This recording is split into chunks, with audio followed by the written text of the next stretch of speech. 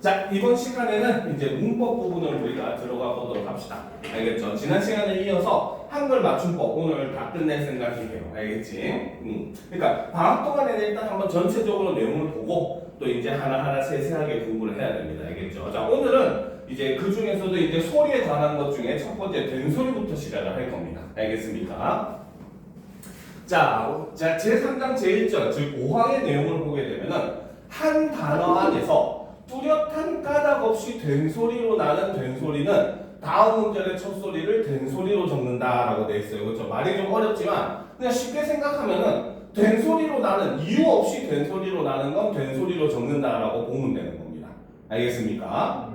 알겠죠? 그래서 된소리로 날 이유가 없는데 된소리로 나는 경우는 그냥 표기도 소리 나는 대로 적는 원칙에 따라서 된소리로 적는다는 거죠. 그렇죠? 오케이. 자, 그런데 핵심은 바로 이겁니다. 바로 뚜렷한 까닭 없이 된소리로 나는 이라는 말입니다. 알겠습니까? 네. 자, 이 말은 다른 말로 하면 이꼴 무슨 뜻이냐? 바로 우리가 의문의 변동에서 배운 된소리 대기, 즉 경음화 현상이 있었죠. 그렇죠? 네. 그렇지. 그래서 된소리 대기 현상이 일어나지 않는 경우임에도 된소리가 나는 것은 된소리로 적는다. 이 뜻으로 생각을 하시면 됩니다. 무슨 말인지 알겠습니까? 네.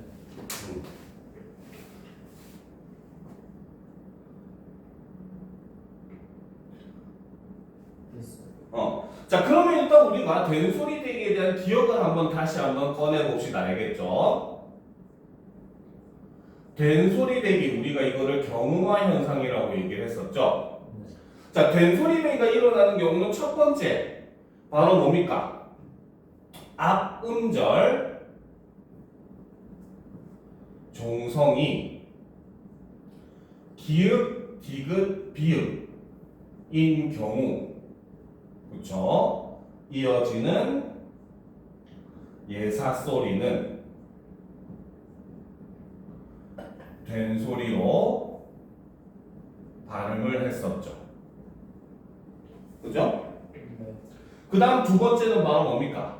어간 끝소리. 어간의 끝이 니은 미음일 때, 그치? 니은 미음인 끝소리, 니은 미음 뒤에 이어지는 예사 소리는 역시 된소리로 발음을 했습니다. 그죠? 네. 자, 그 다음 세 번째. 그쵸? 자, 한자음, 종성, 리을 뒤에 이어지는 디귿, 시읒, 지읒은, 그쵸? 지읒은 된소리로 발음을 했습니다. 그죠? 네. 자, 그 다음 네 번째. 그치? 관형사역.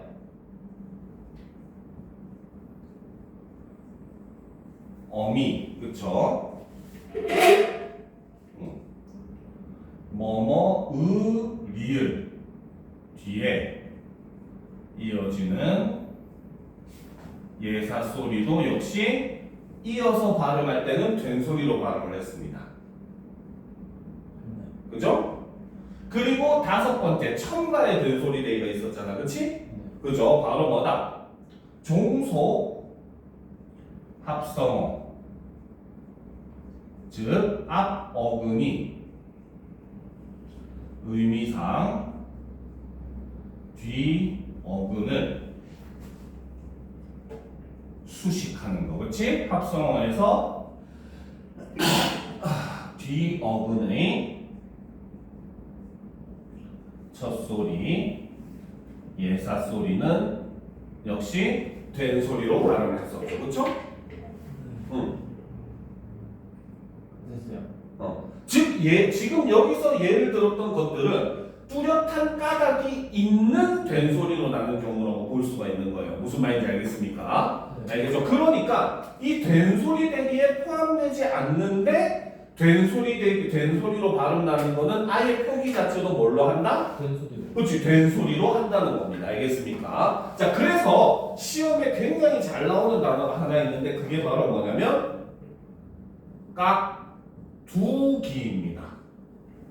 깍두기. 네. 얘 발음을 하면 어떻게 난다? 깍두기로 나죠. 그죠? 자, 그런데 이제 여기서 우리는 바로 앞에서 살펴본 두 가지 경우를 다 볼 수 있어요. 알겠죠? 자, 여기서 깍 할 때 이 쌍기역은 된 소리로 나는 이유가 있습니까? 없습니까? 없어요. 그치? 어절의 첫 음절이기 때문에 얘가 된 소리로 날 이유가 없잖아요. 그쵸? 네. 그치? 그러니까 얘는 바로 뭐다? 된 소리로 날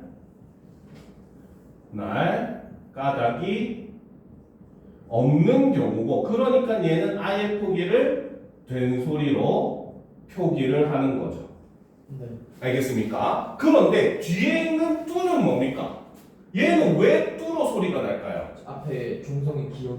그치, 바로 까의 종성이 기역 때문에, 그치? 요 기역 때문에 얘가 영향을 받아서 된 소리가 나는 거잖아요. 그쵸? 그렇기 때문에 얘는 바로 뭐다? 된 소리 되기의 경우가 맞다는 것이고, 이 말은 바로 뭐다? 된 소리로 날 까닭이 있어요. 그쵸, 존재한다는 거죠. 그쵸? 그러니까 얘는 뭘로? 예사 소리로 표기를 한다는 거죠. 무슨 말인지 알겠습니까? 그쵸? 그렇기 때문에 이렇게 된 소리 되기가 일어나가지고 된 소리로 나는 건 예사 소리로 표기하고, 된 소리 되기가 일어나지 않는데 된 소리로 나는 거는 그 된 소리로 표기를 한다. 요 뜻입니다. 알겠죠? 그래서 이 부분이 생각보다 문제에 자주 나와요. 알겠습니까? 요 깍두기 위에 요런 거는 적어 놓도록 합시다. 네. 맨 밑에 적어놔도 돼요.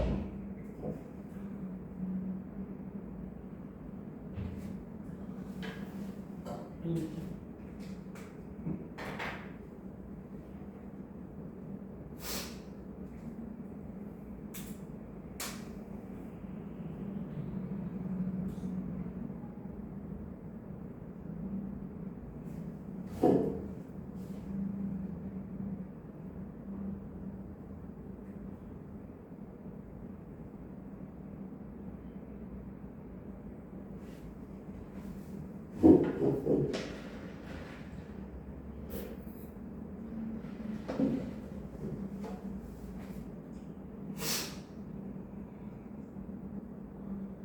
됐어요. 됐습니까?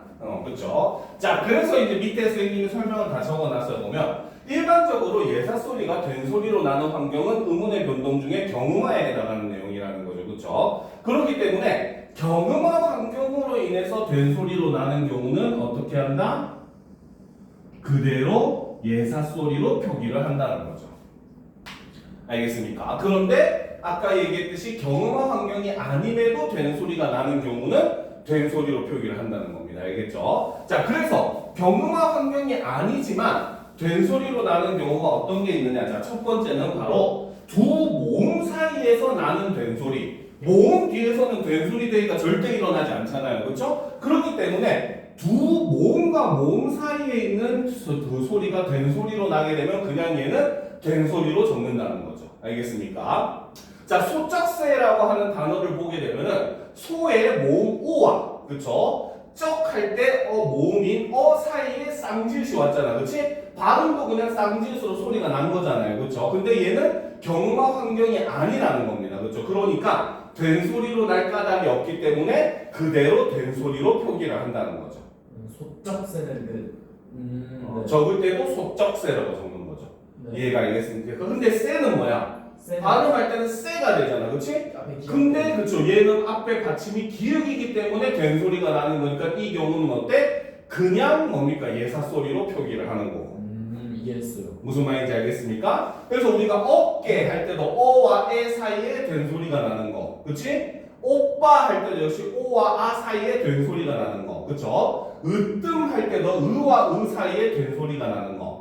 아끼다 같은 경우도 아와 이 사이에 된 소리가 나는 거. 그죠? 기쁘다도 역시 마찬가지 이와 으 사이에 된 소리가 나는 거. 그죠? 깨끗하다도 역시 마찬가지 에와 으 사이에 된소리가 나는 거기 때문에 이것들은 전부 다 뭡니까? 된소리 그대로 적어준다는 거죠. 알겠습니까? 네. 자, 그 다음 리을, 니은, 리을, 미음, 이응 받침 뒤에서도 된소리가 원래는 안 나야 돼요. 물론 여기서 니은이랑 미음이 어간 끝소리였다면 된소리 되기가 맞겠죠. 그쵸? 근데 얘네는 어간 끝소리가 아닌데 그 뭡니까? 니은, 리을, 미음, 이응 받침 뒤에서 된소리가 나는 경우도 그대로 된소리로 적어준다는 거죠. 알겠습니까? 네. 그래서 산뜻하다 같은 경우는 뭡니까? 여기서는 어간이 산뜻 하까지가 어간이잖아, 그렇지? 그러니까 얘는 니은 뒤에 된소리가 날 이유가 없는데 된소리가 났으니까 그대로 된소리로 적어준다는 겁니다. 무슨 말인지 알겠습니까? 네. 이해가 되죠? 그래서 잔뜩, 살짝, 훨씬, 담뿍, 움찔 뭐 이런 것들 전부 다 된소리로 표기를 한다는 거죠. 단 이것도 근데 조심할 점이 아까 있다고 했었죠. 그렇죠? 바로 뭐다? 합성어가 아니어야 됩니다. 알겠습니까? 합성어, 종속 합성어의 경우는 두 번째 어근의 첫 소리가 그 뭡니까? 그 첨가의 된소리 대기 현상에 의해서 된소리가 나는 경우가 있거든요. 그렇죠? 요거는 구분을 해줘야 되는 거예요. 알겠죠? 예를 들어서 손수건 같은 경우는 손과 수건이 합쳐졌고 니은 받침 뒤긴 하지만 얘는 손과 수건이 합쳐지면서 그 사이에 그 소리가 하나 첨가돼서 된소리 대기가 일어난 거기 때문에 이 경우는 또 예외적으로 우리가 또 봐줘야 돼요. 그래서 된소리 대기에 대한 좀 깊이 있는 이해가 사실 이 부분의 문제를 볼 때 굉장히 중요하게 작용을 하는 겁니다. 알겠습니까? 네. 자, 그래서 이제 뭡니까? 이런 식으로 이제 원래 기본적으로는 아까 우리가 저번 시간에 했듯이 한글 맞춤법은 소리대로 적는 걸 원칙으로 하기 때문에 된소리 대기가 일어나지 않는 상황에서 된소리가 일어나는 경우는 그대로 소리 나는 대로 된소리로 표기한다. 이런 개념으로 보시면 된다는 거죠. 알겠습니까? 네. 자, 그 다음 보도록 합시다. 형태에 관한 거. 준비됐죠? 자, 형태를 이제 구분해서 쓰는 거죠. 우리말은 낱말의 원형을 어법에 맞도록 하는 걸 원칙으로 또 하고 있기 때문에 원형을 해치는 경우는 이제 많이 없습니다. 알겠습니까? 기본적으로는 낱말의 원래 형태를 밝혀 쓰는 걸 원칙으로 해요. 알겠죠? 자, 그렇기 때문에 핵심적으로 바로 뭐다? 용언의 어간과 어미는 구별하여 적는다는 거죠. 알겠습니까? 이해가 되죠? 자, 예를 들어서 보도록 합시다. 그렇지?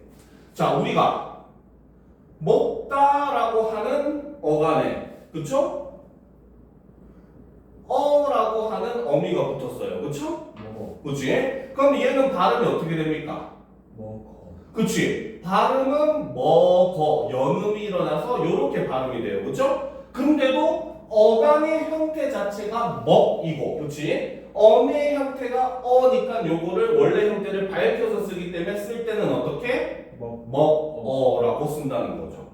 무슨 말인지 알겠습니까? 그래서 이 경우는 낱말에 어떻게 원형을 밝혀 쓰는 경우라고 볼 수 있다는 겁니다. 무슨 말인지 알겠습니까? 그래서 기본적으로 용언의 어간과 어미는 우리가 무조건 구별해서 쓰게 돼 있어요. 알겠습니까? 자, 그런데 이런 경우가 있어요.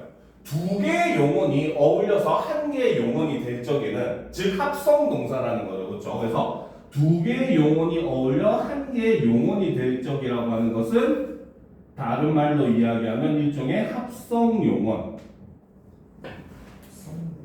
네. 용언이라는 거죠. 네. 알겠습니까? 근데 이때 앞에 있는 어근의 본뜻이 유지되고 있는 것은 원형을 밝혀줬고 아예 앞말의 뜻 자체가 희미해진 거는 소리 나는 대로 적습니다. 알겠죠? 즉 한글 맞춤법의 대원칙 중에 하나가 바로 뭐냐면, 자, 요거는 하나 적어 놓도록 합시다. 알겠죠? 자, 한글 맞춤법의 특징 중에 하나인데 바로 뭐냐? 낱말이 합성이나 파생을 할 때, 즉 합성어나 파생어로 만들어질 때, 그치? 자, 낱말의 본뜻이 유지되는 경우는 원형을 밝혀쓰고 유지되지 않는 경우는 소리대로 씁니다. 대부분. 알겠습니까? 응. PP가 많아요. 당연하죠. 좀 열심히 썼어요.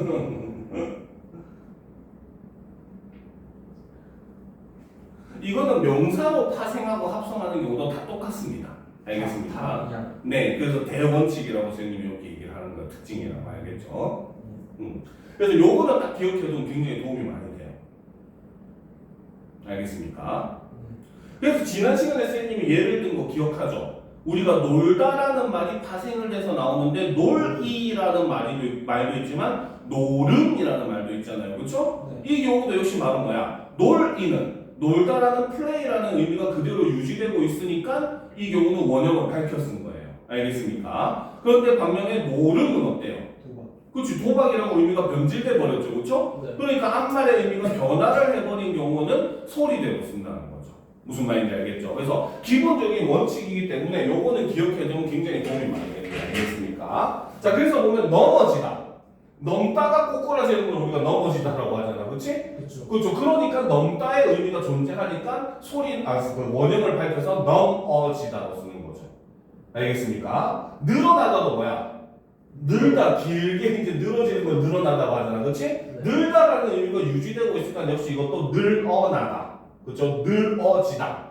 돌아가다. 그렇죠? 도가 죽는 것도 근데 뭐야? 일종의 넓은 의미로 보면 원래 세상으로 돌아간다는 의미로 보잖아요, 우리가. 다시 그렇지, 원래 천상으로. 그러니까 일종의 흙으로 돌아간다, 내지는 하늘로 돌아간다 이런 의미이기 때문에 이때도 역시 죽는다는 의미로 쓰였을 때도 돌다라는 의미가 존재하기 때문에 유턴이라는 의미가 존재하기 때문에 뭡니까? 원형을 밝혀 쓰는 거죠. 알겠습니까? 되짚어가다. 그렇죠, 마찬가지. 들어가다, 떨어지다, 마찬가지죠. 그렇죠. 근데 멀어지는 거, 드러나다.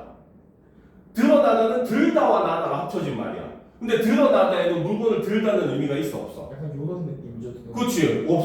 감춰져 있는 게 나타나는 의미잖아. 그렇지. 그러니까 들다의 의미가 완전히 사라져 버렸죠. 그렇죠? 그래서 이거는 소리 나는데요. 사라지다는 뭐가 그거예요? 살다와 지다가 합쳐진 거죠. 역시 마찬가지. 아, 의미가 변질이 된 거예요. 그렇지. 완전히 이게 달라져 버렸지. 살다는 리브의 의미인데 여기서는 뭡니까? 디스어피어의 의미잖아. 그렇지? 그러니까 의미가 변질이 돼 버렸으니까 어떻게? 소리대로 쓰는 거죠. 쓰러지다도 마찬가지. 쓸다와 지다인데 쓰러지다는 뭐야? 넘어지는 거지. 쓰는 거 이거잖아. 그렇지? 그렇기 때문에 이것도 의미가 변했으니까 소리 나는 대로 쓰는 겁니다.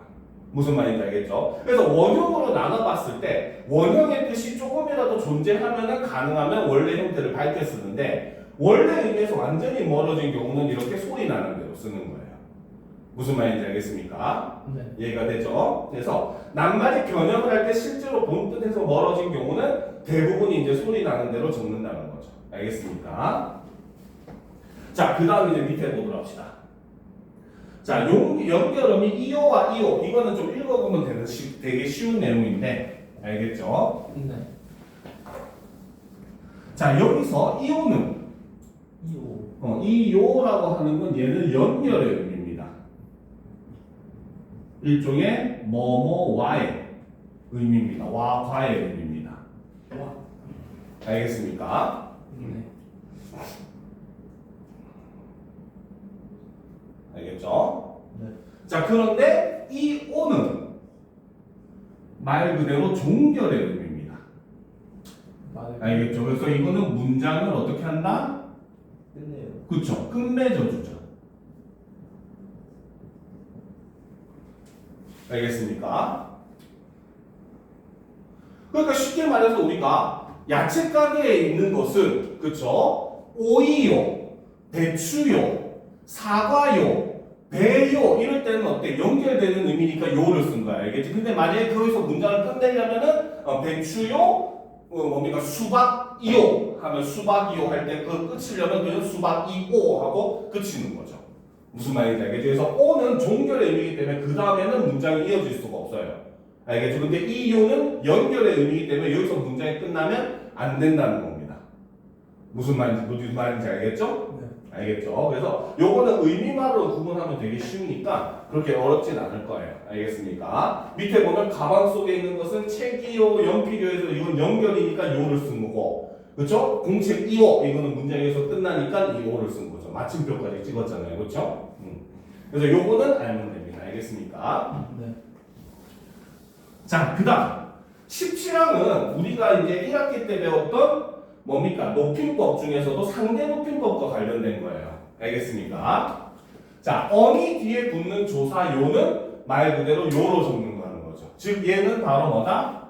어미 뒤에 붙는 조사 요 같은 경우는 바로 상대 높임법 중에서 비격식체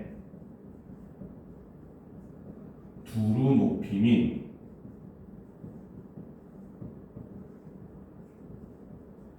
해요체에 있는 요라는 겁니다. 그때 문법 할 때 선생님 요거 설명했었죠. 다른 거는 전부 다 어민데 해요체의 요만 조사라고 얘기했잖아. 그치? 네. 그러니까 이거는 조사기 때문에 요로 쓰는 겁니다. 알겠죠? 이 요랑 구분을 해야 돼요. 알겠죠? 이 요는 연결 의미고 얘 자체가 하나의 어민데 얘는 해까지가 단말이 끝난 거예요. 근데 거기에 요라고 하는 높임의 의미를 가진 조사를 붙인 거라고 생각하면 됩니다. 이 요하고는 전혀 관계가 없는 거라는 거죠. 무슨 말인지 알겠습니까? 네. 그래서 요거는 이제 한번 읽어보면 될 거예요. 알겠지? 오케이? 자, 그 다음 제18항. 자, 요거 같은 경우도 요즘에 시험에 꽤 많이 나오고 있어요. 알겠죠? 자, 그런데 우리가 주의할 거는 이제 다른 겁니다. 알겠습니까? 일단 보면 내용을 보면 18항은 다음과 같은 용언들은 어미가 바뀔 경우에 그 어간이나 어미가 원칙에서 벗어나면 벗어나는 대로 적는다라는 거죠. 그렇죠? 즉, 이 18항의 핵심은 바로 뭐냐면 용언의 불규칙 활용에 대한 내용이라는 겁니다.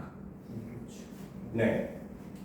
우리 영어도 동사가 불규칙 활용을 하듯이 우리 국어도 용언이 불규칙 활용을 하거든요. 알겠죠? 자, 그런데 이제 여러분들이 공부해야 되는 요소는 바로 뭐냐면 이것이 용언의 어간이 변한 건지, 그죠? 밑에 보면 용언의 어미가 변하는 경우 있죠?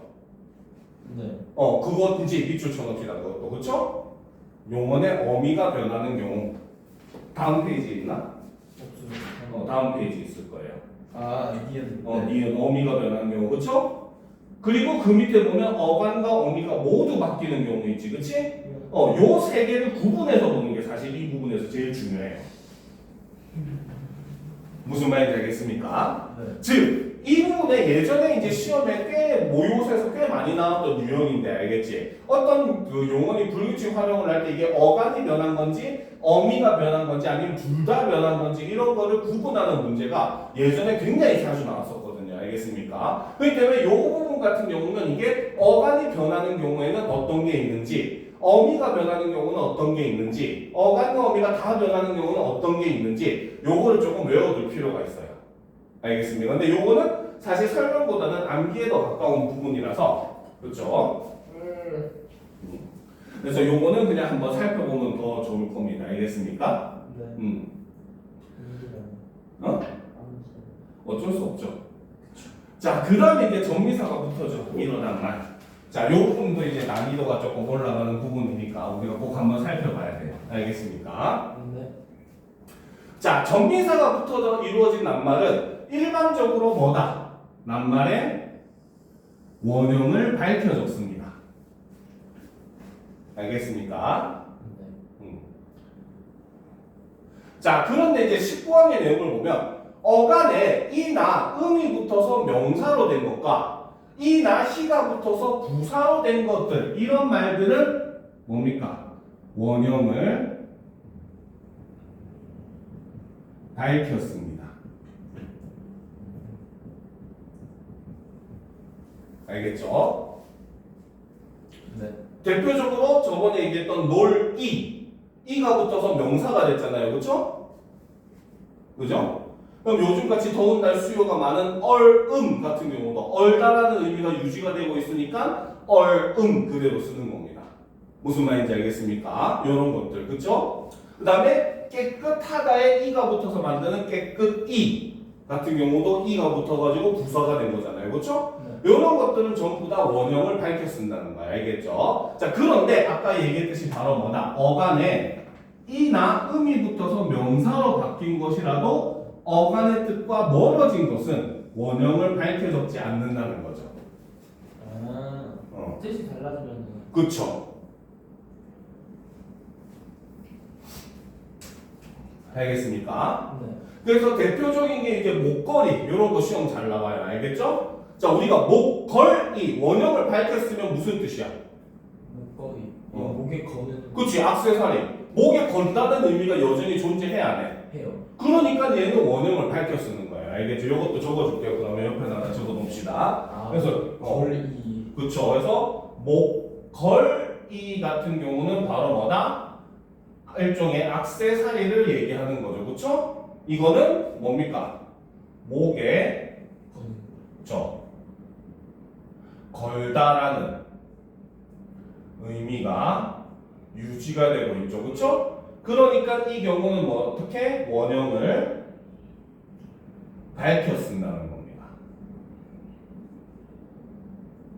알겠습니까? 그런데 목걸이라는 게 있어요. 목걸이가 뭘까?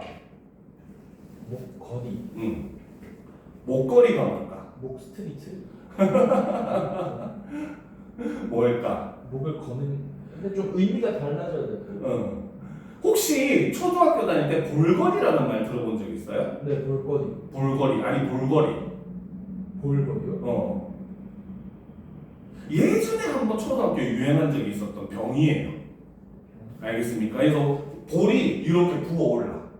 이게 걸리면 약간 뭐라고 해야 되지? 마치 벌에 쏘인 것 같이 약간 볼이 이렇게 부어오르거든요. 알겠죠? 목걸이도 똑같아요. 목이 이렇게 부어오르는 병입니다. 알겠습니까? 그래서 목걸이 같은 경우는 이거는 전염이 되는 전염병을 얘기를 하는 거거든요. 아, 걸리다가. 그러니까 걸다의 의미가 완전히 사라져 버렸다는 거야. 그러니까 목이라는 의미는 존재를 하죠. 목이 이제 붙는 거니까, 그렇지? 근데 걸다의 의미가 사라져 버렸잖아, 그렇지? 그래서 이거는 바로 뭐다? 목이 붙는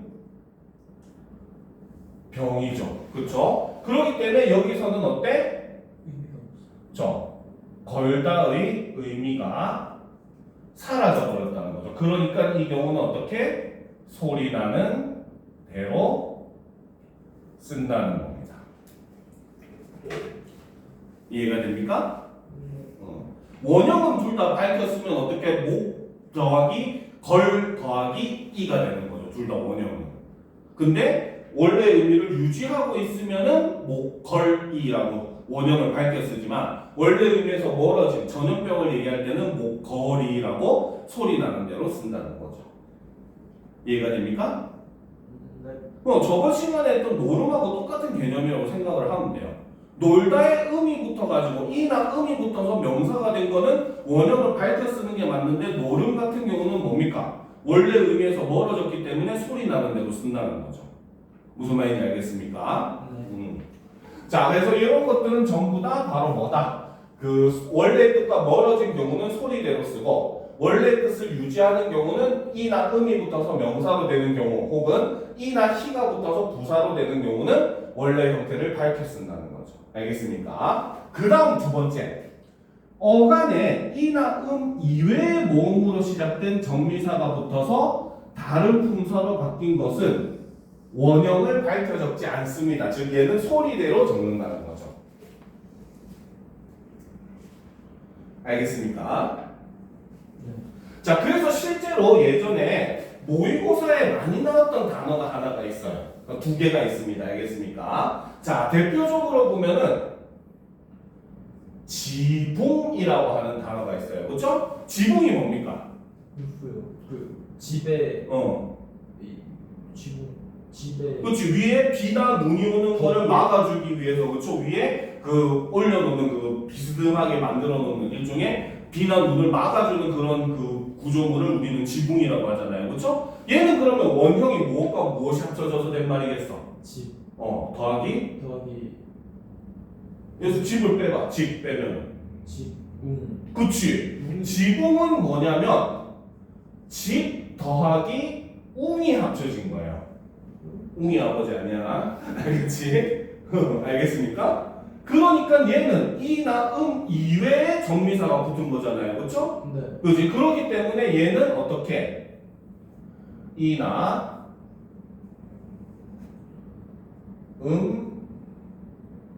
이외의 정미사가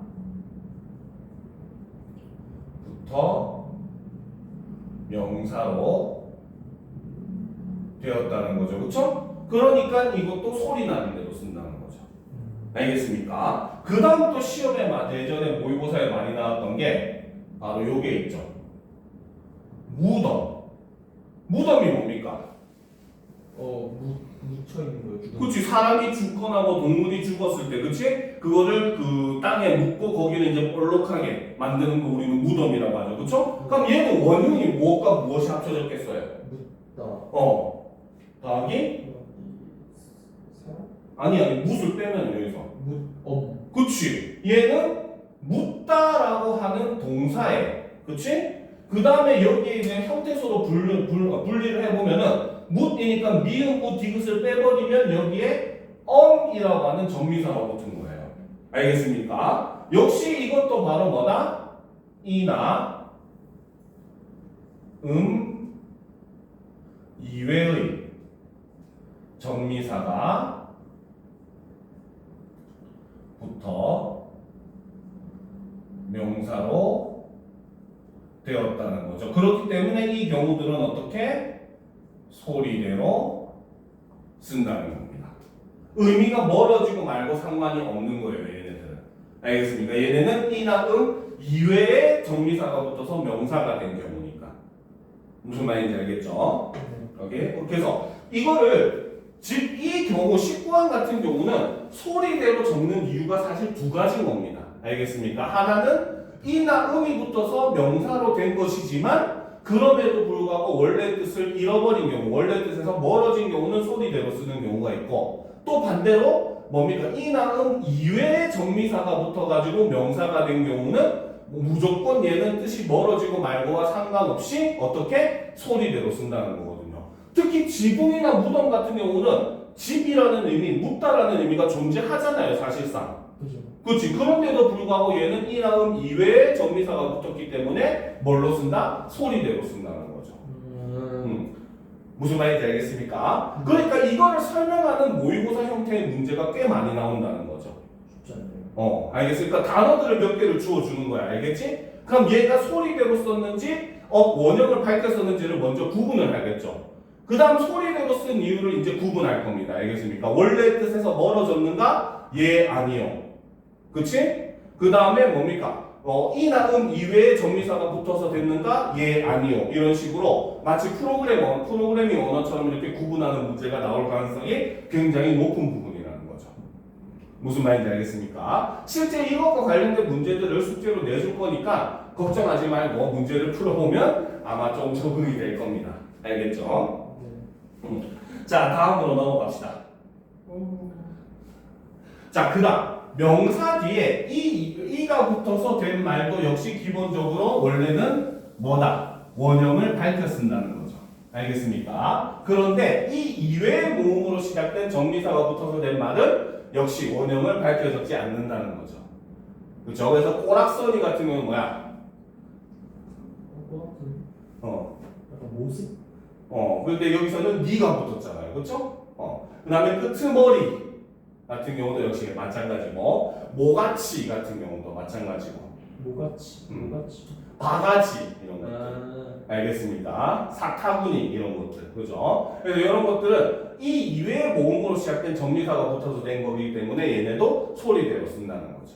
그러니까 이 부분에서 가장 핵심은 뭐냐? 소리대로 썼느냐? 원형을 밝혔었느냐? 그러면 원형을 밝혔은 이유는 뭐고 소리대로 쓴 이유는 뭐냐? 요걸 구분하는 문제는 무조건 100% 나올 수밖에 없다는 겁니다. 무슨 말인지 알겠습니까? 이거는 90%도 아니에요. 사실상 100%로 무조건 한 문제 이상 나옵니다. 알겠죠? 그 다음 용언의 어가 내 다음과 같은 정미사들이 붙어서 이루어진 말들도 역시 원형을 밝혀 쓰는 거죠. 이희리기, 우구추 이런 것들은 전부 다 피동사동 정미사 할 때 했었잖아. 그렇지? 우리가 피동사동 정미사 할 때 생각해보면 얘네는 전부 다 원형을 밝혔었죠. 그렇지? 그 다음에 그 외에도 이런 것들. 그렇죠? 치, 뜨리, 트리 마찬가지. 네. 그렇지? 넘어뜨리다. 그렇지? 그렇죠? 터트리다. 그렇지? 그 다음 익히, 읊히, 일으키다. 이 키는 뭐였죠? 익히. 가리키다.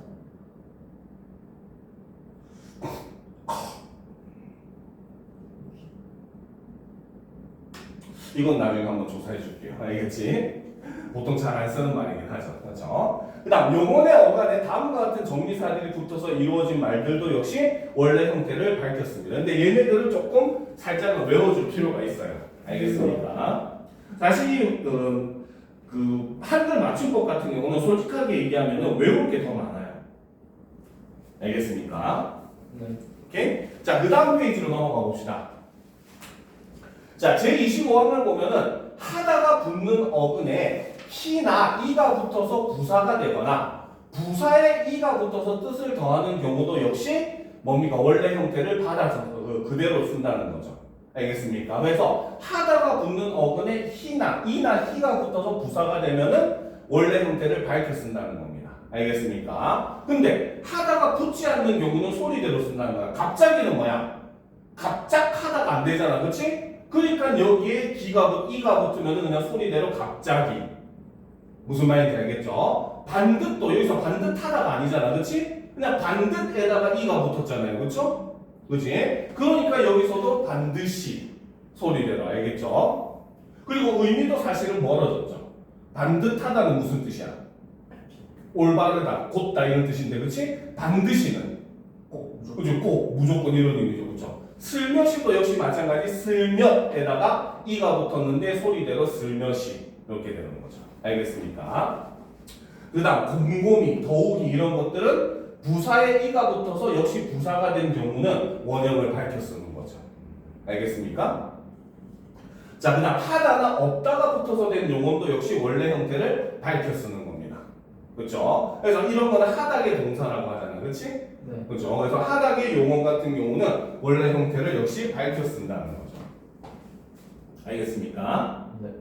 자, 제4절을 이제 넘어가면 합성어 및 접두사가 붙은 말은 자, 둘 이상의 단어가 어울리거나 접두사가 붙어서 이루어진 말은 역시 원래는 기본적으로 그 원형을 밝혀 쓰는 게 핵심입니다.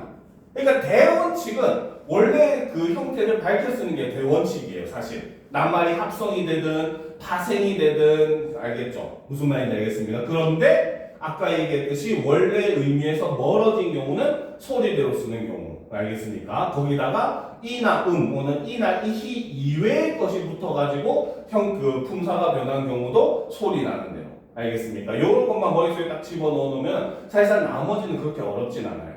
알겠죠? 모의고사를 이용해 가장 핵심이 좋은 장점이 뭐냐면은 기본적으로 그 관련된 조항들을 준다는 점은 장점입니다. 알겠죠? 단점은 사실 그렇게 해서 굉장히 꼬아놓는 문제들도 많이 등장한다는 단점이고, 알겠죠? 그래서 공부를 할 때 이해를 굉장히 잘해 놓으면은 완전히 달달달달 외울 필요까지는 없다는 거죠.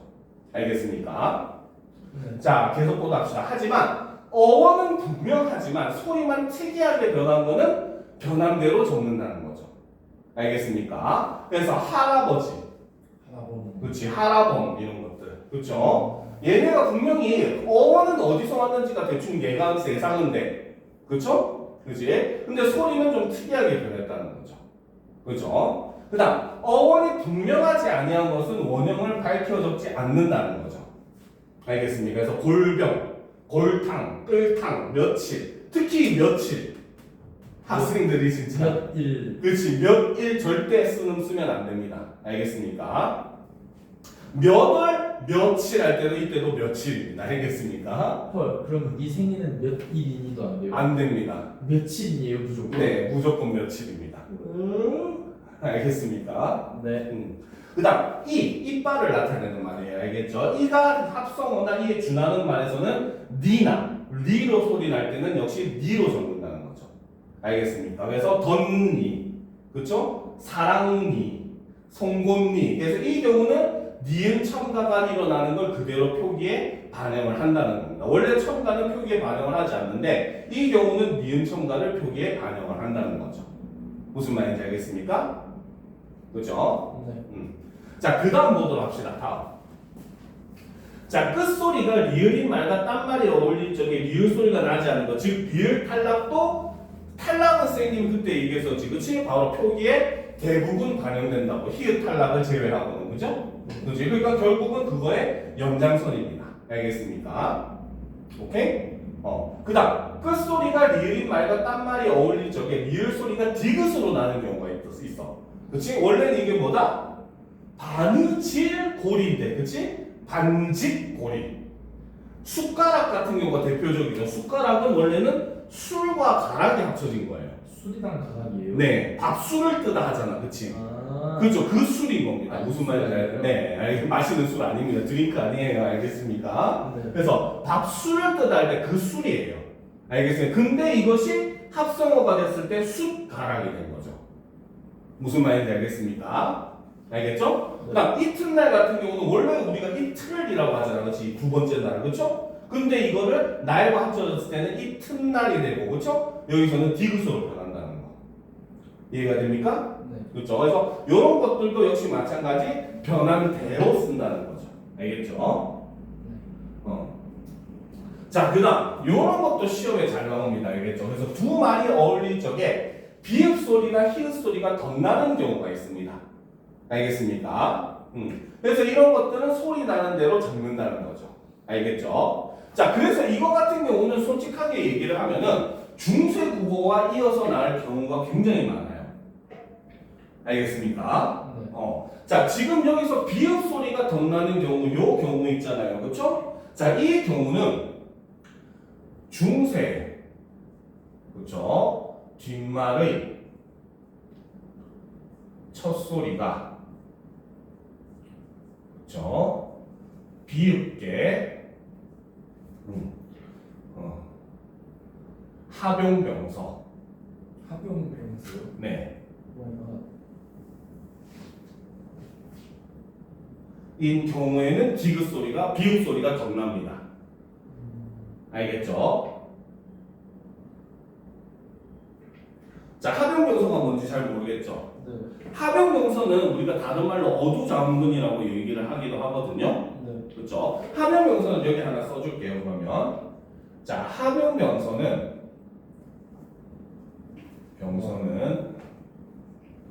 둘 이상의 서로 다른 자음이 연달아 가로로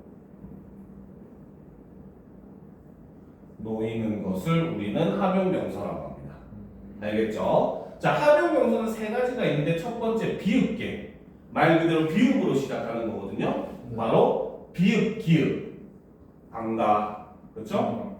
그렇지? 그 다음에 비읍, 디귿, 부들, 그렇죠? 그다음에 이런 비읍, 시읍, 그렇죠? 이게 비읍계입니다. 알겠습니까? 네.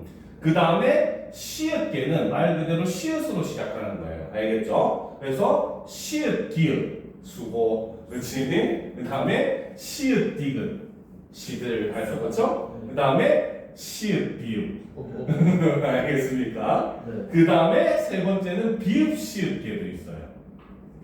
얘는 비읍, 시읒으로 시작하는 거예요. 알겠죠? 그래서 비읍, 시읒, 기읒. 그 다음에 비읍, 시읒, 디귿. 이렇게 한 번에 쓰였어요. 알겠습니까? 그러니까 실제로 예전에 모의고사에 한 번, 두 번인가 이 문제가 나온 적이 있어요. 알겠죠? 바로 햅쌀이 이게 시험 문제에 나온 적이 있습니다. 알겠습니까? 왜? 우리가 그 해의 난이라고 하는 의미의 접두사 같은 경우는 대부분 해나 햇을 쓰거든요. 그래서 우리가 햇곡식, 햇사과, 그렇죠? 이렇게 얘기하는데 유독 쌀하고 붙을 때만 햅쌀이 됩니다. 알겠습니까? 자, 그래서 얘 어원을 그 모의고사에 어떤 식으로 찾았었냐면 얘는 이제 사실은 바로 뭐다? 중세를 기준으로 했을 때, 그쵸? 중세를 기준으로 했을 때 바로 접두사인 해에다가 그 해의 난이라고 하는 의미였다는 거죠. 그렇죠? 네. 거기에 명사인 쌀을 중세에는 이렇게 썼다는 거야. 발음으로. 아, 좀 발음. 비읍시읒. 아, 비읍시. 비읍시읒의 아래야. 네. 알겠습니까?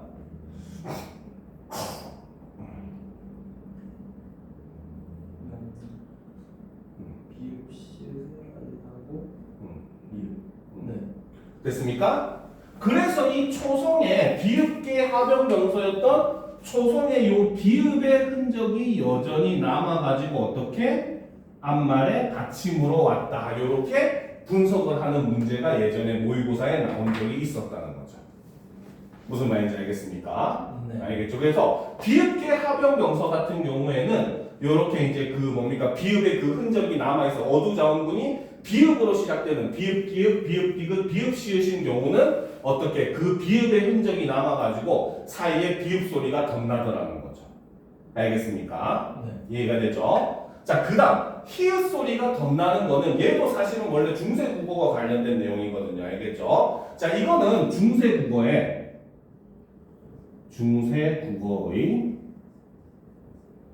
히읗 종성체언의 흔적으로 봅니다.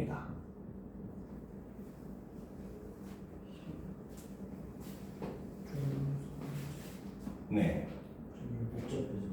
그렇죠. 근데 특히 병정고 같은 경우는 요 정도도 봐둬야 돼요. 저번에 그 의문의 변동할 때 중앙고 문제 풀어봤을 때처럼 중세국어 문제가 아예 완전히 안 나올 거라고 볼 수는 없어요. 그리고 이거는 어쨌든 중세국어의 내용을 조금 집어넣긴 했지만 그래도 현대국어의 기준으로 어느 정도 파악이 가능한 문제들이기 때문에 알겠습니까? 자, 그러면 이제 또 히읗 종성체언이 뭔지 좀 알아볼 필요가 있겠지, 그치? 히읗 종성체언은 바로 뭐냐면 낱말의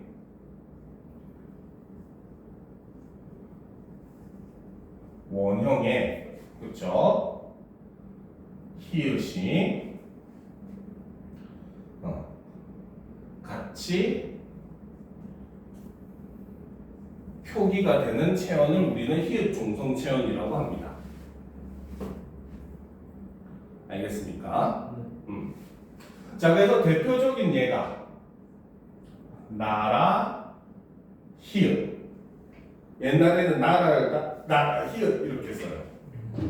알겠습니까? 네. 그 다음에 바다 히읗. 바다요. 네. sea. 그렇죠? 그 다음에 아까 우리 누왕사 할 때도 했어요.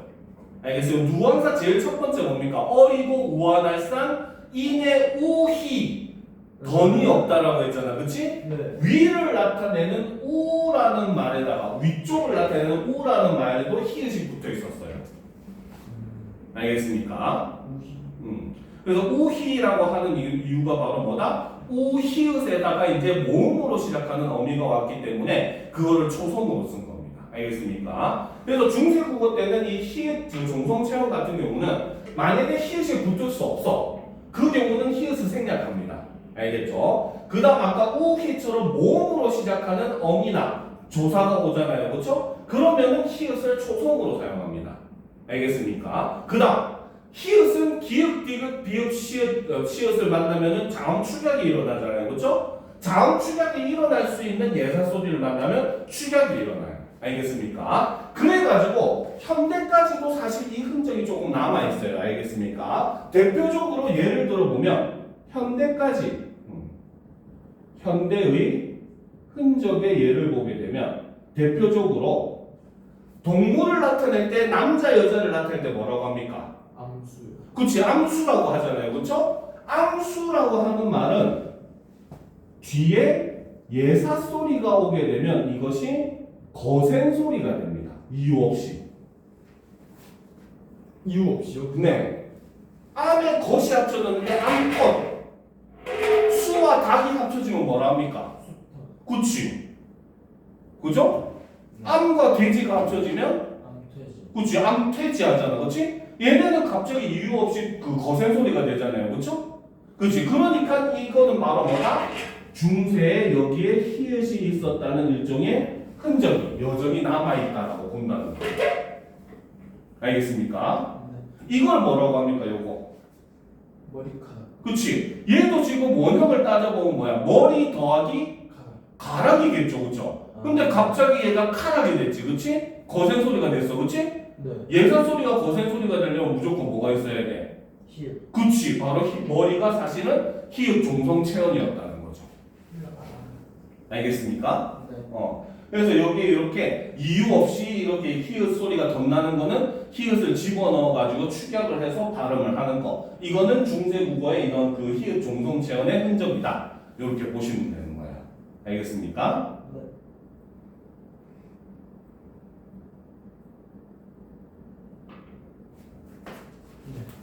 이해가 됩니까? 네. 그렇죠. 그래서 이런 것들은 그런 흔적이니까 우리가 한번 살펴보면 됩니다. 알겠죠? 자, 39항, 40항은 이건 답이 없어요. 그냥 외우세요. 설명은 보면은 어미 지 뒤에 안이 어울려졌을 때는 잔이라고 쓰고, 그렇죠? 하지 뒤에 안이 어울렸을 때는 찬이라고 쓰거든요. 요거는 그나마 좀 구분이 가능해. 근데 사실 얘는 구분이 불가능합니다. 알겠죠? 하에서 아만 줄어들 경우에는 축약이 일어나가지고 거센 소리로 적는데 하가 완전히 줄어드는 경우가 있거든요. 알겠죠? 바로 다음에 보면은 밑에 보면 히읗이 어간의 끝소리를 굳어니까 요거는 그렇게 하고 그 다음에 보면 어간의 끝음절 하가 아주 줄어들 적에는 그냥 중대로 적는다는 거야. 간편은 캐지만 거북하지는 거북지가 돼요. 이걸 이유를 설명을 할 수가 없어요. 그래서 얘네는 그냥 외우는 수밖에 없습니다. 무슨 말인지 알겠습니까? 네. 그러니까 생각 건대는 생각 하건대는 생각 건대고 알겠습니까? 그렇죠. 이거는 하가 완전히 주는 경우고 여기는 아만 줄어들어서 히읗이 거센 소리가 되는 경우거든요. 근데 요거 두 개를 구분할 수 있는 기준이 없기 때문에 우리가 사실은 요거는 그냥 외우는 수밖에 없어요. 문제 풀 때 죽겠는데요. 그렇죠. 이건 어쩔 수가 없습니다. 알겠죠? 요거는 외우는 거를 묻는 문제 무조건 나옵니다. 알겠습니까? 왜냐면 이거는 외우지 않으면 절대 풀 수 없는 내용이기 때문에. 알겠죠? 네. 자, 그 다음 장을 보면 이제 띄어쓰기에 관련된 건데 요거는 뭐 그렇게 어렵지 않으니까 쭉 한번 읽어보면 될 거고 사실 요거 하나는 좀 설명을 해줘야 돼요. 보조 용어. 알겠습니까? 알겠죠? 네. 40층 찾았어? 네, 찾았어요. 그쵸. 지금 보고 있었어요. 네. 자, 보조 요건이 이제 뭐냐면은 자, 우리 국어에서 옆에 하나 적어 놓읍시다. 국어 문장에서 그렇죠? 두 개의 용언이 연달아 쓰이는 경우는 두 개의 경우가 있습니다. 알겠습니까? 자, 첫 번째는 바로 본용언 더하기 본용언인 경우. 알겠죠? 이 경우는 짤 없이 무조건 띄었습니다. 알겠습니까? 네.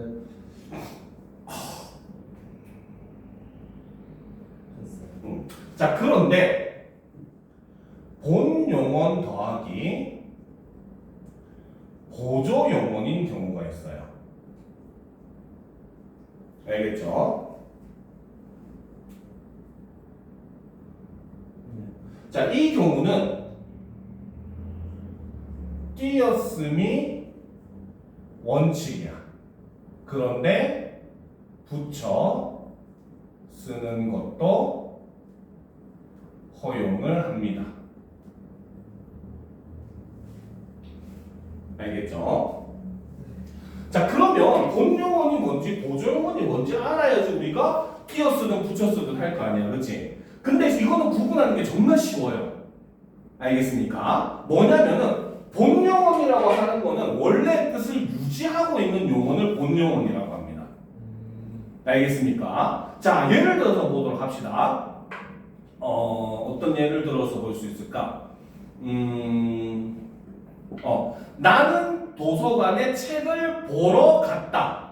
자, 여기서는 보다라는 말과 가다라는 동사가 지금 동시에 연달아 쓰였잖아요. 그렇죠? 근데 여기서 나는 도서관에 책을 보러 갔다 할 때 보다는 의미가 존재합니까? 안 존재합니까? 해요. 그렇지. 그 다음 가다는 의미도 존재합니까? 안 합니까? 해요. 그때서 이 경우는 본용언 더하기 본용언이기 때문에 무조건 띄었어야 되는 거야. 무슨 말인지 알겠죠? 그런데 이런 경우가 있어. 나는 작년에 뉴욕에 가봤다. 자, 여기서는 가다와 보다라는 낱말이 합쳐진 거예요. 그렇죠? 가다는 의미는 있습니까? 없습니까? 있어요. 그렇죠? 보다는 의미는 있습니까? 없습니까? 가봤다 없어요. 그렇지. 가봤다가 무슨 뜻이야? 그 웬트. 간 적이 있다, 경험을 했다 이런 뜻이 되잖아요. 그렇죠? 그러니까 여기는 보다라는 의미가 없어져 버렸잖아요. 그렇죠? 그렇기 때문에 이 경우 보다 같은 경우는 보조용언이라고 보면 돼요. 알겠습니까? 그래서 여기서 지금 보면 알겠지만 보다 같은 경우는 요죠. 바로 시행의 의미를 가지고 이때는 동사가 아니라 형용사로 분류를 합니다. 보조용어는 전부 다 형용사로 분류를 해요. 무슨 말인지 알겠습니까? 그렇기 때문에 이런 경우는 원래는 띄어 쓰는 게 원칙이지만 붙여 쓰는 것도 허용을 합니다. 알겠습니까? 자, 그런데 자, 여기까지만 하면 섭섭하죠? 그렇지? 자, 그런데 그렇지? 자, 본용언 더하기 보조용언 임에도 반드시 띄어쓰는 경우가 있습니다. 알겠습니까? 네. 자, 첫 번째는 바로 뭐다? 첫 번째는 본용언과 보조용언 사이에 조사가 오는 경우. 알겠습니까?